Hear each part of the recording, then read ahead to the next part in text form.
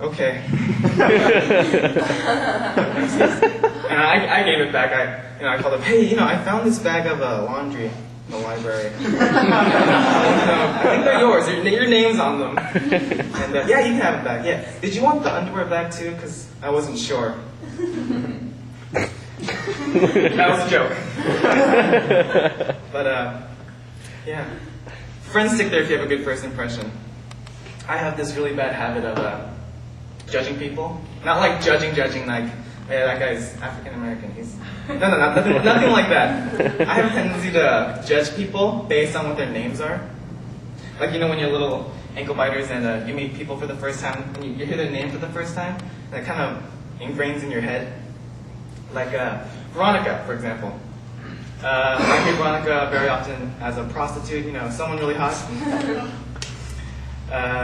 And I don't see that when people say Veronica. I see someone, I see this little 200-pound girl who likes to corner you at lunch and stuff and sandwich while she knocks out of your hand your little pie in your lunchbox.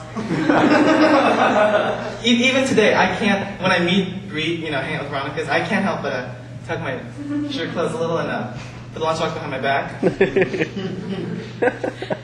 This is where it gets complicated. Spelling counts. So, Chon, two spellings, right? S-E-A-N, S-H-W-A-N. S-E-A-N, usually a pretty cool guy. Usually good with bass, good for advice. Usually religious.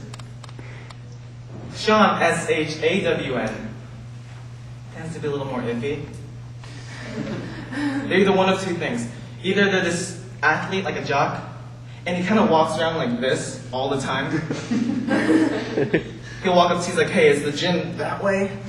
Or is it that way? And he'll be like, it's over there. That, or he's this quiet dude that you kind of stay away from, because you're worried if you talk to him, he's going to bump you up to the top of his stack in the face list. A little iffy, kind of weird. But first impressions are dire. And I like to play with that. I like to do this thing that my friend got me into, right there. Say hi, David. Hi. He brought me into this thing where it's hilarious, it's great. What you have to do is you get a group of friends that you know very well together, and at least two of them have to be dating. Now, just stay with me. Invite someone that doesn't know your little group of friends.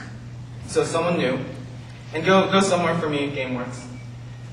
Go there, and when they get there, you gotta tell them to come like 15 minutes late. When they get there, you gotta intercept them and introduce them to your base camp really slowly, but like this.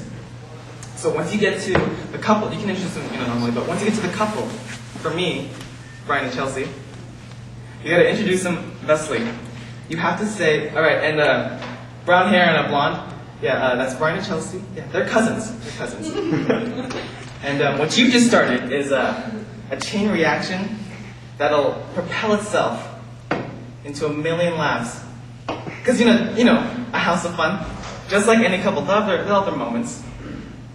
And all your new friend will be able to say is,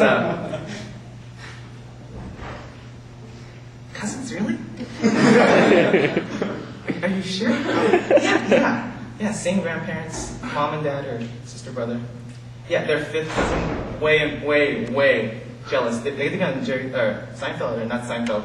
Springer. They're going to be on Springer next week. Their fifth cousin's jealous. You gotta keep working with it. And anyone can do this. I give it to you because I use it anyway. I also give you permission. But yeah, Springer, that'd be a cool job, wouldn't it? Talk show host, kind of like this, but with more people. But I had a job once. I used to work at this lab in Portland, like a real lab. We had like Bunsen burners and like the coats and the goggles. And our professor was never around, our boss. So he'd always be gone, and we'd always just goof around. We'd like stuff in those, we get packages with these balloon things instead of peanuts, and we'd just stuff them in our pants and put it in the crotch and see if we could feel it first. It was great. We would slide down the hallways on wet boxes, we'd race the rats. And our favorite thing to do was try to get superpowers in like laboratory accidents. That was our favorite. We'd change labels on bottles purposely. We'd like balance things, and we'd play football in the lab while all the stuff was out. And we got really close this one time. This one time we were so close to doing it. We had loaded up super soakers with just some stuff we found in the cabinet. And we were shooting my friend Derek. And he's like, whoa, wait. And I was like, now, are you doing it? And he just starts breathing really heavily. And he starts bulking up, right? And he turns bright red, and his eyes just, these devil eyes. And we're like, cool, look variation. Yeah. He got this thing called Kawasaki syndrome. It's completely true. It's a real disease. Same symptoms. But, yeah, he died. No, I'm serious. Not a joke. So, I think working at that lab got me helped me get into the university here. Other than all the essays you had to write, But I was looking up this thing, and now you can buy this headset with a mic that comes down, and as you talk, it'll type what you're saying. As you talk, it'll type what you're saying. And I was thinking, that's awesome, that's fucking great. Because, 10 pages typed and 10 pages spoken is two different things entirely. And I was thinking, that's great and all, but there has to be some bugs in it, right? Let's say you're at home and you're talking your essay, and your friend comes up and is like, dude, what are you doing? He's like, I'm writing this fucking essay for some dipshit school. For this jackass scholarship. I don't even want it. And I have to write it, and it's due tomorrow. My friend's like, well, keep at it. I'm like, thanks. And I have a 4.0, and you'll just keep going. You'll never know you typed it in.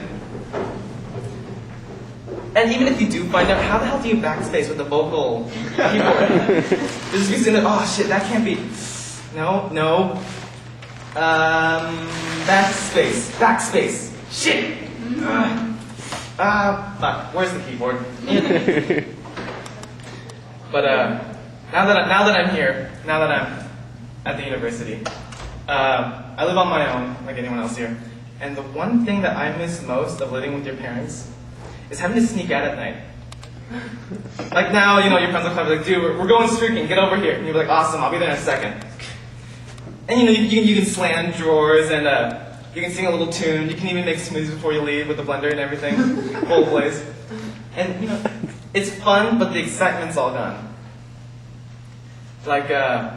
And for those who don't know, you can't just flat out lie to where you're going. That's no fun. You have to actually sneak out, and that was fucking good. I figured out what steps creaked on my staircase. At my house, all of them creaked. So I'd go down the stairs on the rails like a choo-choo train on track every time. And I'd stuff towels in the bed in the shape of me sleeping, and put pipe cleaners in hair, kind of.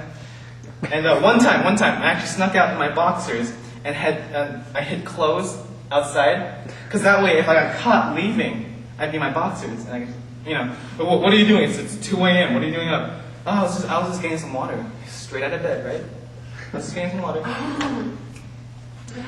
Because you're screwed if you get caught at 2 a.m. with all dressed. Your father will be like, where are you going? It's 2 a.m. And it'll just be, you're not prepared. I'm going to school. 2 a.m. in the morning. I want a good seat. But I'd always sneak up for the wrong reasons.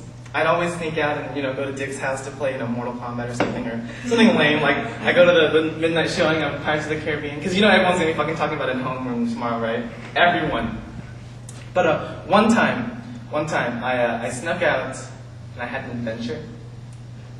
My friends call me up and they're like, dude, we're gonna go